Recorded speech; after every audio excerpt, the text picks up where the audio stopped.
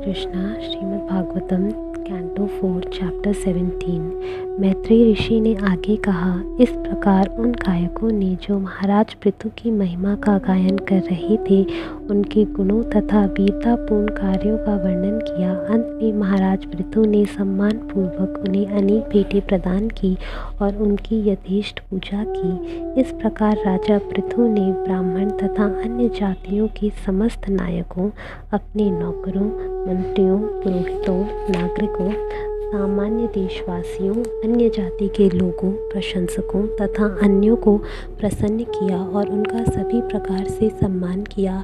इस प्रकार वे सभी अत्यंत प्रसन्न हो गए। विदुर ने मैत्रेय ऋषि से पूछा, हे ब्राह्मण, जब धरती माता अनेक रूप धारण कर सकती है तो फिर उसने गाय का ही रूप क्यों धारण किया, क्यों ग्रहण किया?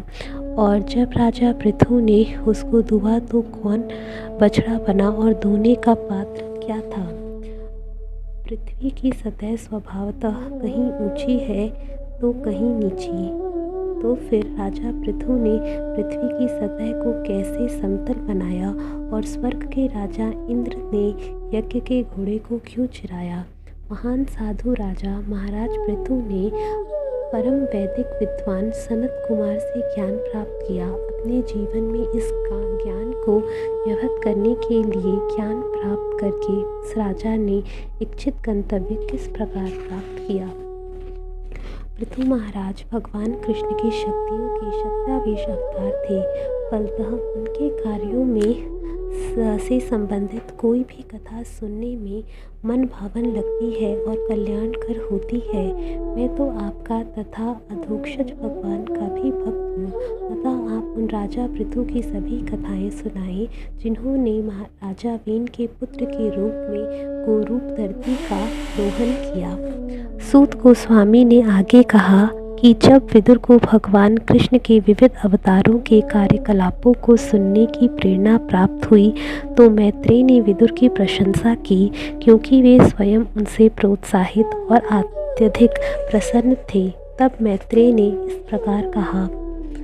मैत्रेय ने आगे कहा, हे विदुर, जब ब्राह्मणों तथा ऋषियों ने राजा पृथु को राज सिंहासन पर बिठा दिया था तथा उन्हें नागरिकों का रक्षक घोषित किया तो उस समय अन्न का अभाव था। नागरिक भूख के मारे सूख कर काटा हो गए थे। अतः वे राजा के समक्ष आए और उन्हें अपनी वास्तविक स्थिति कह सुनाई। हे राजन, जिस प्रकार वृक्ष के कोटर में लगी आग वृक्ष को धीरे धीरे सूखा देती है, उसी प्रकार हम जठराग्नि भूख से सूख जाते हैं। आप शरणागत जीवों के रक्षक हैं और आप हमें वृत्ति जीविका देने के लिए नियुक्त हुए हैं, अतः हम सभी आपके संरक्षण में आए हैं।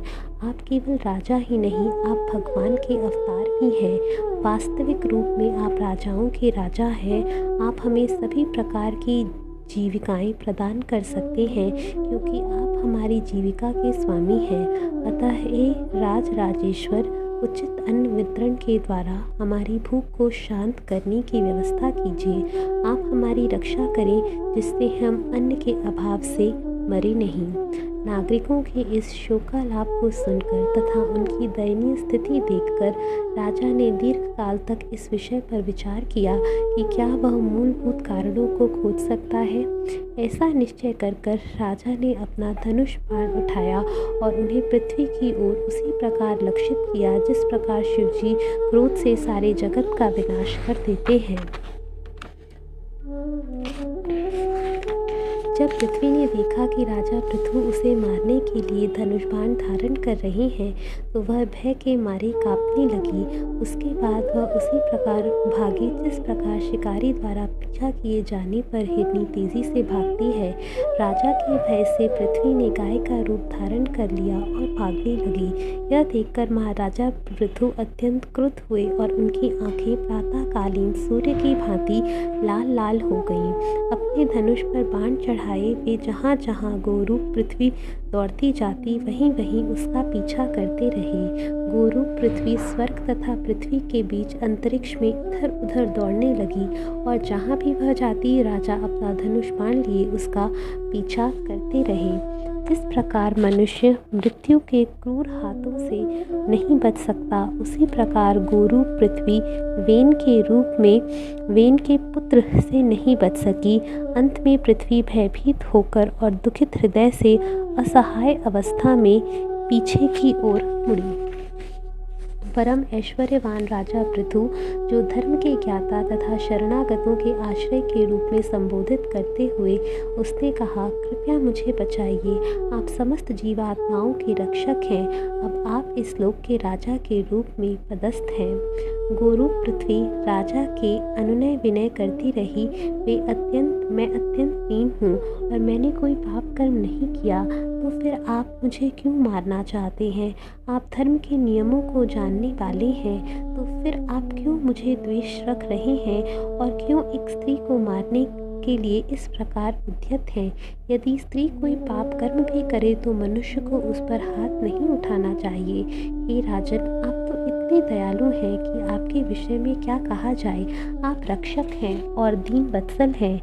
गोरु पृथ्वी ने आगे कहा, हे राजन, मैं एक सुदृढ़ नाव के तुल्य हूँ और समस्त संसार की सारी सामग्री मुझी पर टिकी है।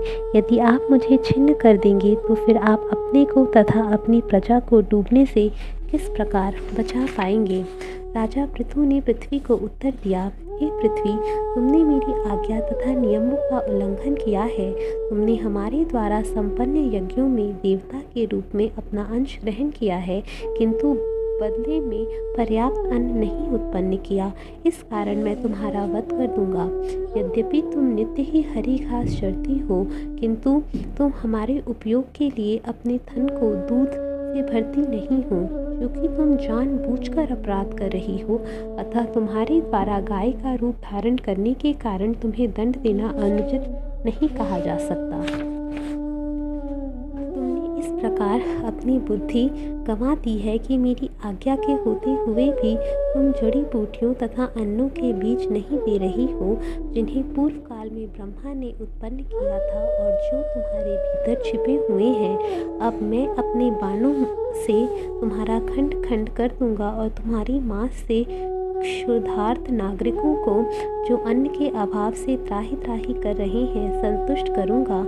इस प्रकार मैं अपने राज्य की प्रजा का बिलखना दूर करूंगा।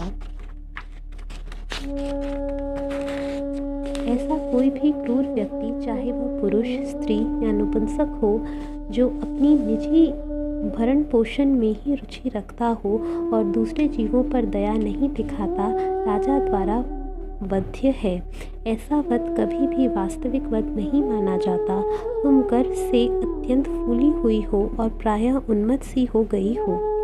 इस समय तुमने अपनी योग शक्ति से गाय का रूप धारण कर रखा है, तो भी मैं तुम्हें अनाज की दानों की भांति खंड खंड कर दूंगा और अपने योग बल से सारी जनता को धारण करूंगा। इस समय पृथु महाराज ठीक यमराज जैसे बन गए और उनका सारा शरीर अत्यंत क्रोधित प्रतीत होने लगा। दूसरे शब्दों में वे साक्षात क्रोध लग रहे थे। उनके शब्द सुनकर पृथ्वी कांपने लगी। उसने आत्मसमर्पण कर दिया और हाथ जोड़कर इस प्रकार कहने लगी। पृथ्वी ने कहा, हे भगवान, आपकी स्थिति दिव्य है और आपने अपनी माया के द्वारा तीनों गुणों को अन्यान्योन क्रिया से स्वयं को नाना रूपों तथा योनियों में विस्तारित कर रखा है। अन्य कुछ स्वामियों से भिन्न आप सदैव दिव्य स्थिति में रहते हैं और भौतिक सृष्टि द्वारा प्रभावित नहीं होते, जो विभिन्न भौतिक अन्योन्य कार्यों से प्रभावित है। फलतः आप भौतिक कर्मों से मोहग्रस्त नहीं होते। पृथ्वी ने आगे कहा, हे भगवान, आप भौतिक सृष्टि के पूर्ण संचालक हैं। आपने इस दृश्य जगत की तथा 3 गुणों की उत्पत्ति की है, अतः आपने मुझ पृथ्वी को बनाया है, जो समस्त जीवात्माओं की आश्रय है। फिर भी हे भगवान, आप परम स्वतंत्र हैं। अब जबकि चूंकि आप मेरे समक्ष उपस्थित होकर मुझे अपने हथियारों से मारने के लिए उद्यत हैं, आप मुझे बताएं कि मैं किसकी शरण गहूँ और मुझे शरण दे भी कौन सकता है। आपने सृष्टि के प्रारंभ में अपनी अकल्पनीय शक्ति से इन समस्त जड़ तथा चेतन जीवों को उत्पन्न किया है। अब आप उसी शक्ति से जीवात्माओं की रक्षा करने के लिए उद्यत हैं। आप धर्म के नियमों के परम रक्षक हैं। आप मुझ गोरूप को मारने के लिए इतने उत्सुक क्यों हैं?